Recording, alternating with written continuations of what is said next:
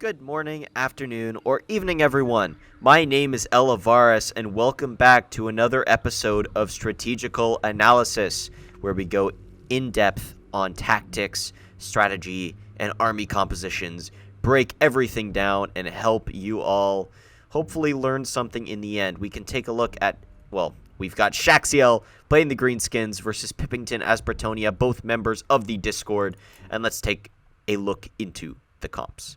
We've got a front line of mainly Savage Orcs. We've got Savage Orc Big and Savage Orcs going to do very well due to their frenzy, going to do very well against low armored infantry, which Bretonian infantry typically is. But Bretonnia also has Battle Pilgrims, which also have frenzy, which also means they're going to be doing a lot of damage to low armored Greenskin infantry, which they are. So both sides are going to take a lot of damage in this infantry engagement. But the Savage Orcs are probably going to come out on top due to their 30% physical resistance and 12% ward save. Going to be an interesting matchup there on the front line. We've also got the Rusty Heirs for Poison and Armor Sundering. Right, they're probably going to be the anti-cav. Bretonnia, a lot of heavily armored cav, very, very dangerous. Need that poison to slow them down, and on top of that, decrease their armor so that other archers, and so that stuff like the Orc Boar Boy Biggins that he has in the back line can hop right on and be able to catch them and do more damage and take less damage as well due to the poison. Mogreb's Mangy Marauders for that armor piercing going to be hopefully able to outrun the Bretonian Cav and do a decent amount of damage with their armor piercing arrows. We've also got Forest Goblin Spider Riders, which is a good part of the anti-cavalry force here, as they will also be able to go and poison the enemy cavalry such that these Orc Boar Boy Biggins can hop on and do even more damage. We've got another unit of Goblin Archers here, 2 Goblin Big Bosses on Forest Spiders. Again, even more poison, right? Stack on the poison. Make it a lot harder for Bretonnia to be able to deal with this, right? If he can throw Goblin Big Bosses in the way of a Bretonian cavalry charge, they're going to slow him down and almost completely negate the charge because all the cavalry is going to try and wrap around the Goblin Big Boss. Wurzag on foot here, going to be doing his tribal dance now that he's on foot and not mounted. And we have the Arachnarok Queen, typical pick from the Greenskins. And now as we hop into the Bretonian side, we do have King Lewin Leoncaire atop his flying steed here, his Griffin, I believe. I don't know if it has a name. We've got Grail Knights for some great anti-large regeneration, magic damage not really needed, but going to do a ton of damage. Knights of the Realm to support them, and on the other flank, another unit of Knights of the Realm and Grail Knights, this one supported by a Damsel of Life. Peasant Mob, just for some buffer in the front line, make them soak up the enemy charge, soak up the enemy damage so that the Battle Pilgrims can get a charge in, right? Waste the Savage Orcs charge bonus on the Peasant Mob, and then let the Battle Pilgrims get their charge bonus in on the Savage Orcs. And we do have Spearmen at Arms in the back as well, just for some extra bodies on the field, and perhaps to kill stuff like cavalry and the Arachnarok Queen. And yeah, I also forgot to mention the Green Knight, which I was focused on. Now he is hidden because he is ethereal and he's also in trees.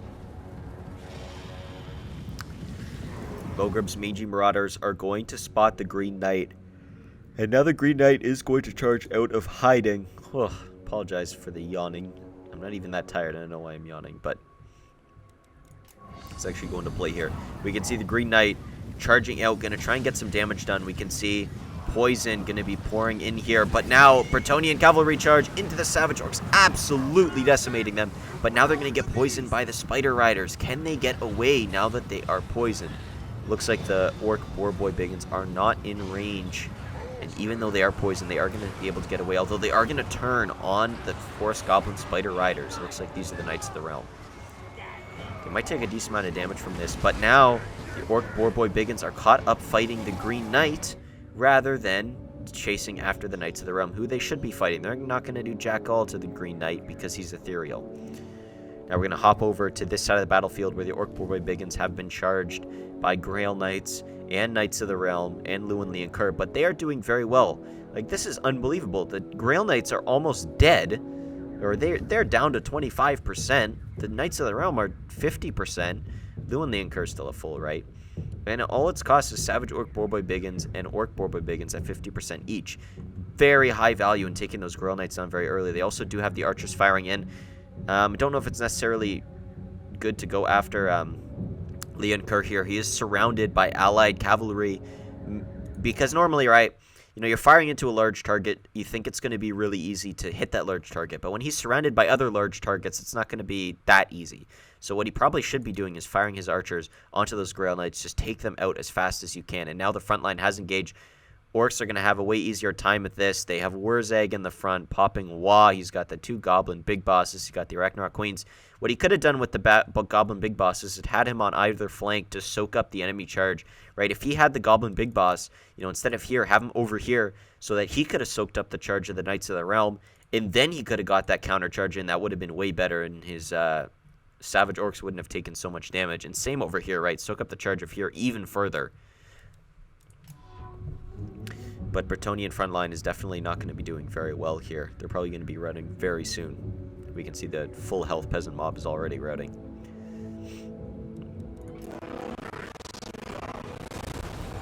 Now we can see a Earthblood, overcast Earthblood popped here to heal up the Grail Knights.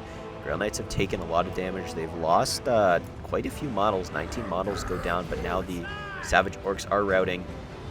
And the cavalry is pushing through. So now these Goblin Archers are going to have to get the hell out of here. Now what I would probably be doing at this point, right? Although I will say it is hard to micro, of course, everything at once. But, you know, pull the Archers, split them up so that cavalry can't get onto all of them at once. Grail Knights taken up hugely by that Earthblood. Definitely very good there. But now the cavalry is going to be hard. Really the one thing here they're going to have to worry about is Mogreb's Magi Marauders, which are armor piercing. And the Knights here are going to have a hard time catching them due to their high speed. Looks like some Grail Knights fighting Savage Orcs in the front line here are still affected by Wah. Oh no, here we go. And I was like, okay. Yeah, here we go. And the Greenskin front line. And now the Greenskin peasants are already routing, although the Greenskin backline is not doing so hot. Definitely right. Get Mogreb's Mangy Marauders firing at the highest value target, which would definitely be the Grail Knights. Get him firing on the Grail Knights, not the Empire Knights.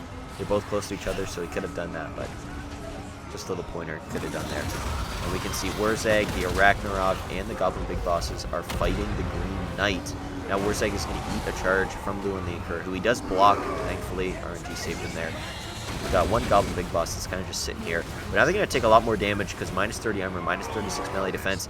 And now a charge from the Grail Knights. This is going to be bad for Wurzag. Wurzag is completely surrounded. What was looking really good, suddenly not looking so good. Grail Knights turning around, getting a lackluster charge into the Savage Orcs, blocked by their own units and not much time to charge.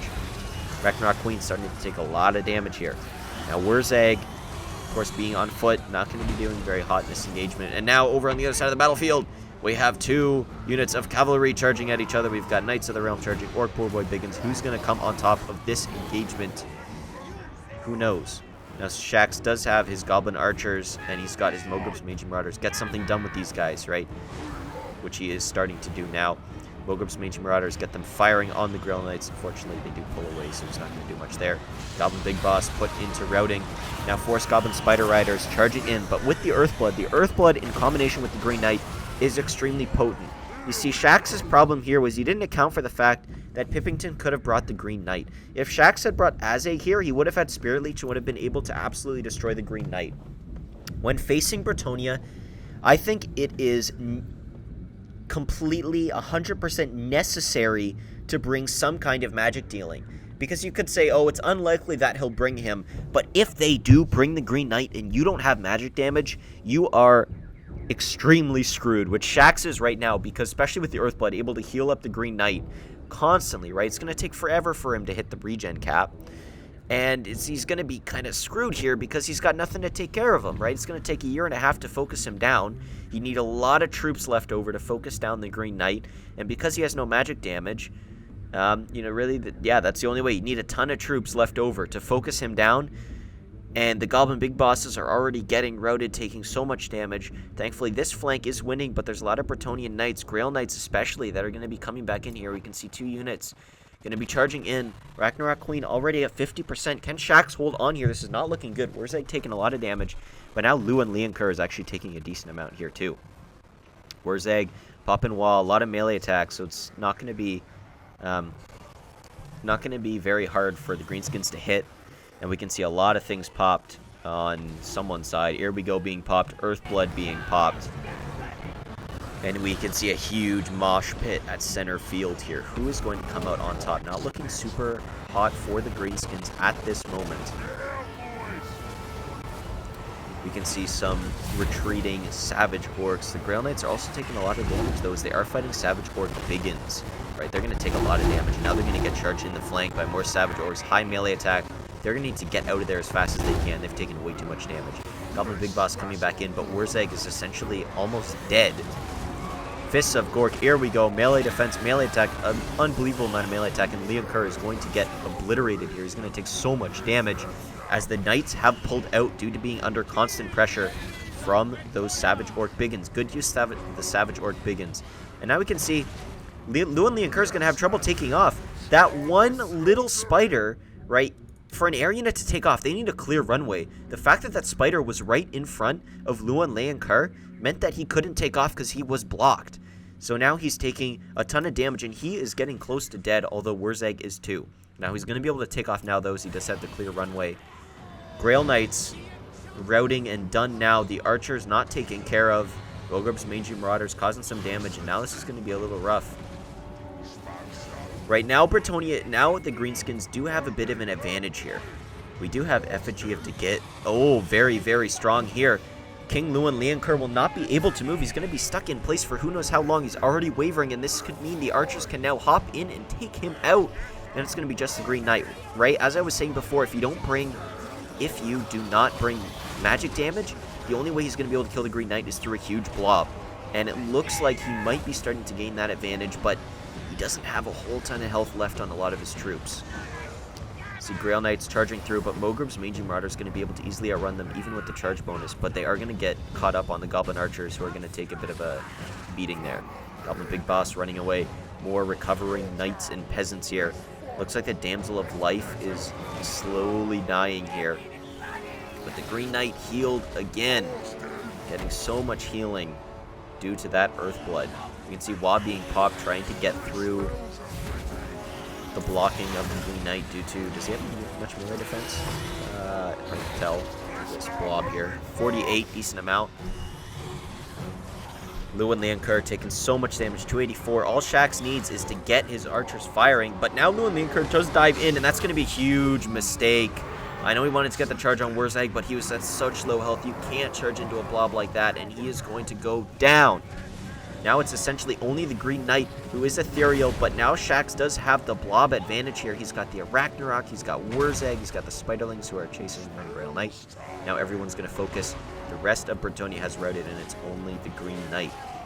I don't know if the Green Knight... I mean, this will take a long time for the Greenskins to actually kill him. I don't even know if they'll win. Just the fact that the Green Knight's ethereal, he'll do a ton of damage. It'll take the Greenskins forever to kill him. Wurzag, oh my word, Wurzag into routing, and Wurzag dies. Now that is a huge problem for the Greenskins. Green Knight still at 50% health. The fact that he's ethereal is causing so many problems. If they just had Azag, this Green Knight would have been dead ages ago and would not have gotten his money's worth. But now a lot of the Greenskin army is routing. Oh, this is bad news for Shax. A swing in the battle. Can he finish off the Green Knight? The Green Knight just needs to kill the Arachnarok and it's game over. But he's not focusing on the Arachnarok. He needs to kill the Arachnarok. I guess he doesn't have the armor piercing, which is the problem. But he does have magic damage, which will ignore armor. So Green Knight just needs to kill the Arachnarok and it would be over. But he's too busy trying to kill other stuff. And now he is fighting. Looks like not doing much damage. But it looks like the Green Knight may be biting the dust here in what is an extremely close battle. A lot of routes. The Greenskins close to completely breaking, and there goes Mogreb's Mangy Marauders. Can the Green Knight be felled? Can the Queen do it? And the Queen does do it, and that is going to be the victory for the Greenskins. Wow, an exciting battle between two very good players. That was definitely interesting to watch. That huge blob in the center to the Green Knight. Again, you can see how close Bretonnia... Like, they lost the rest of the battle on almost all flanks, but just because Shax didn't have any magic damage, the Green Knight was able to almost pull out the comeback, pull out the victory in a match that should have been a sure loss for Pippington. Again, when facing Bretonnia, make sure you have magic damage. You just have to be prepared for the Green Knight, because if you do not have magic damage and the Green Knight shows up, you are in huge trouble, right? Playing the Greenskins, the only one that's really going to have magic damage is Azeg the Slaughterer. Get his Spirit Leech in there. Take the Green Knight off the field very early. Because he didn't have Azeg, he had nothing really to kill the Green Knight, and if the main battle had not gone so well for Shaxx, he wouldn't have had the numbers left to kill him, and that would have been a victory for Pippington. You can see his Knights doing quite well. I don't know how exactly those Grail Knights and Knights of the Realm ended up taking so much damage on Shaxx's left flank from one unit of Orc Biggins and Savage Orcs. Maybe they got caught, or they didn't get their charge off or something, but they took way more damage than they should have. But definitely a well-fought battle on both sides. Very, very close. Definitely big mistake by Pippington charging Lewin Leoncoeur in. He was trying to get the charge on Wurzag. Unfortunately, Wurzag did block it with his melee defense, and Lewin Leoncoeur just ended up dying because, he was at such low health. You can't charge into a blob like that and expect him to come out, unfortunately, because, right, there was Savage Orcs everywhere. There was the Arachnarok Queen. There was Wurzag himself, a Goblin Big Boss, right? Get him potentially, I don't know, just keep him there, keep the encourage, or potentially try and get near his routing troops and encourage them to bring them back to the battle. But the fact that he charged him in was definitely the death sentence there. We can see the poison came in very handy, right? Duress the Errors with the poison. We have, I believe the Arachnarok might have poison, or the Spiderlings. We have the Forest Goblin Spider Riders, 2 Goblin Big Bosses for all that poison. Again, both players could have done things a little better.